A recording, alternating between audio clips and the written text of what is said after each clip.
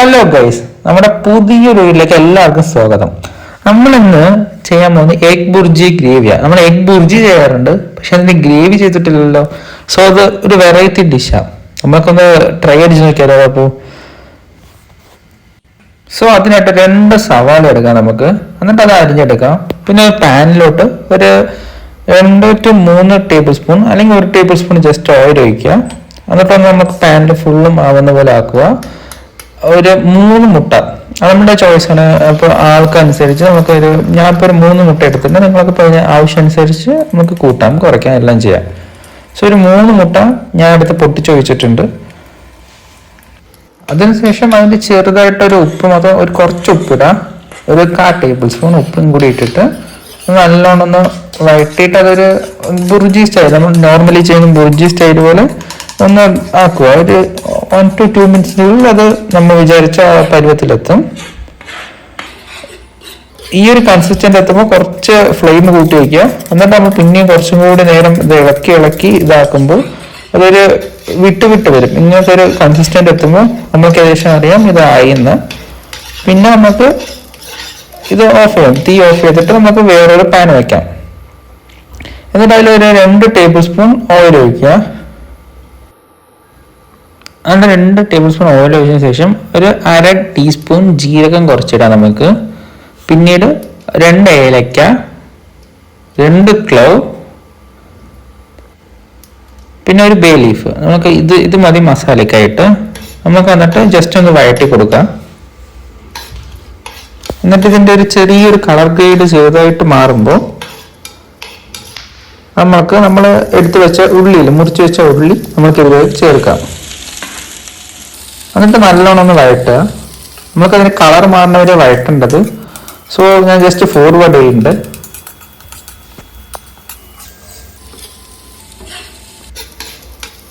So ഇപ്പം എല്ലാ colour brownish ആവാൻ തുടങ്ങിയിട്ടുണ്ട്. നമുക്ക് ഈ ബ്രൗണിഷ് ആവുന്ന സമയത്ത് നമുക്ക് വേറൊരു സാധനം കൂടി അടിക്കാനുണ്ട്. സോ അതിനായിട്ട് 2 തക്കാളി, ഒരു തക്കാളി എടുത്തിട്ട് അതൊന്ന് അരയ്ക്കുക. ജസ്റ്റ് പേസ്റ്റ് പോലെ അരച്ചിട്ട് അത് മാറ്റി വയ്ക്കുക. പിന്നെ നമ്മുടെ ഉള്ളിയിലോട്ട് ഒരു 1/2 teaspoon table spoon ginger garlic paste അതൊന്ന് ഇതാക്കിയിട്ട് ചെറുതായിട്ടൊന്ന് വഴട്ടാം. പിന്നെ 1 ടേബിൾ സ്പൂൺ കാശ്മീരി ചില്ലി നമുക്ക് അതിലോട്ട് ചേർത്ത് കൊടുക്കാം. പിന്നെ 1 ടേബിൾ സ്പൂൺ മല്ലിപ്പൊടി അത് നമുക്ക് ചേർത്ത് കൊടുക്കാം. പിന്നെ ഒരു 1/2 ടീസ്പൂൺ ടർമറിക് മഞ്ഞൾ നമുക്ക് ചേർക്കാം.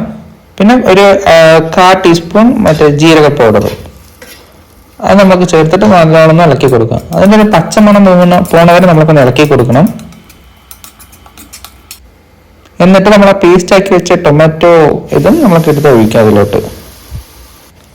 എന്നിട്ടൊന്ന് ലോ ഫ്ലെയിമിൽ വെച്ചിട്ട് ഇതൊന്ന് നല്ലോണം ഇളക്കി കൊടുക്കുക.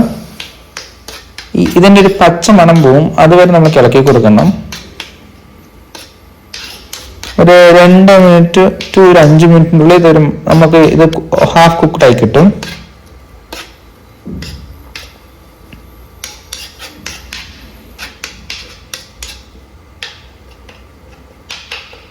ഇതിപ്പോൾ ഏകദേശം ആവാനായിട്ടുണ്ട്.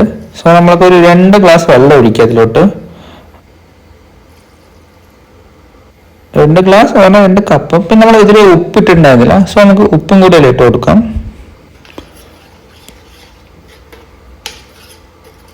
ഒന്ന് ഇളക്കി കൊടുത്തിട്ട് നമുക്ക് ഒന്ന് ജസ്റ്റ് ഫ്ലെയിം ഒന്ന് ഹൈയിൽ വയ്ക്കാം നമുക്ക് ഈ സമയത്ത്.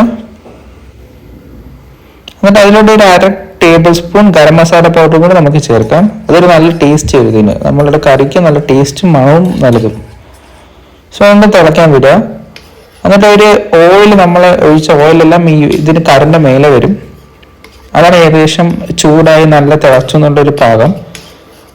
സോ ആ ടൈം ആകുമ്പോൾ നമ്മൾ ഫസ്റ്റ് പൊരിച്ചു വെച്ച ബുർജി നമുക്ക് ഇതിലോട്ട് ഇടാം.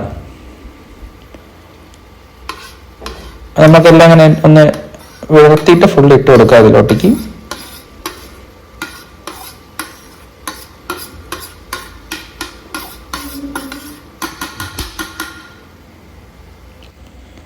എന്നിട്ട് നല്ലോണം മിക്സ് ചെയ്യാം. ഇത് നമുക്ക് ചപ്പാത്തിൻ്റെ ഒപ്പം, ദോശൻ്റെ ഒപ്പം, ചോറ് എല്ലാത്തിൻ്റെ ഒപ്പം നല്ല രുചിയായിരിക്കും. സോ അത് ഞാൻ ഫോർവേഡ് ചെയ്യുന്നുണ്ട്. നമുക്ക് നല്ലോണം ഇളക്കുക. എന്നിട്ട് ഒരു മീഡിയം ഫ്ലെയിം വെച്ചിട്ട് നമുക്കൊരു 2 to 3 അല്ലെങ്കിൽ 5 മിനിറ്റ് കുക്ക് ചെയ്യാം. അപ്പോൾ നല്ല തിളച്ച് വരുമ്പോൾ ഗ്രേവി തിക്നെസ് അനുസരിച്ച് നമുക്ക് മാറ്റി വയ്ക്കാം. അപ്പോൾ നമുക്ക് നല്ലോണം തിക്കായിട്ട് വേണമെങ്കിൽ നമുക്ക് കുറേ നേരം ഒരു 7-8 മിനിറ്റ് വെച്ച് പോലെ നല്ല ഡ്രൈ ആയിട്ട് നമുക്കത് കിട്ടും. സോ നമുക്ക് ചപ്പാത്തി ദോശൻ്റെ കൂടെ കഴിക്കാം. പിന്നെ കുറച്ച് മല്ലിയില നമുക്ക് അതിൻ്റെ മേലെ ഇട്ട് കൊടുക്കാം. അതൊരു നല്ല ഫ്ലേവർ മണവും നമുക്ക് കിട്ടും. സോ എന്നിട്ട് ജസ്റ്റ് ഒന്ന് ഇളക്കുക. നമുക്ക് എന്നിട്ട് ഫ്ലെയിം ഓഫ് ചെയ്യാം. പേശമായുണ്ട്, നമുക്ക് ജസ്റ്റ് ഓഫ് ചെയ്യാം ഫ്ലെയിം എല്ലാം. സോ നമ്മുടെ tasty egg bhurji gravy ready ആയിരിക്കുന്നു. നമുക്കിനി ഒരു പാത്രത്തിലോട്ട് സെർവ് ചെയ്യാം. എന്നിട്ട് നമുക്ക് ദോശൻ്റെ ഒപ്പം ചപ്പാത്തിൻ്റെ ഒപ്പം എല്ലാത്തിൻ്റെ ഒപ്പം നമുക്കിത് കഴിക്കാം. Thanks for watching. ബൈ.